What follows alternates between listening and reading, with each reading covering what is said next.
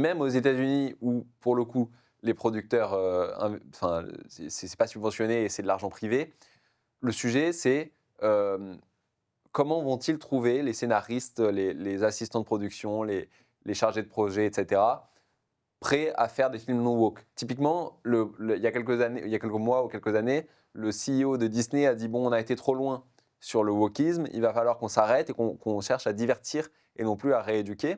Mais une semaine plus tard, la réalisatrice du Star Wars suivant, qui n'est pas encore sorti, a dit que son objectif par ce nouveau film serait de mettre les hommes mal à l'aise. Euh, donc on peut imaginer que si l'objectif d'un film est de mettre les hommes mal à l'aise, il ne sera pas forcément très bon. En tout cas, c'était une déclaration très woke, une semaine après la déclaration du CEO. Mais il faut bien voir que les PDG de ces entreprises ne contrôlent pas tout ce qui se fait à tous les niveaux de l'entreprise et que si les salariés, pour des raisons sociologiques, penchent très à gauche, ils produiront du contenu qui penche lui aussi très à gauche. Un autre exemple, c'est le cas Dave Chappelle, que vous devez bien connaître, qui avait fait des blagues sur les transgenres dans un spectacle.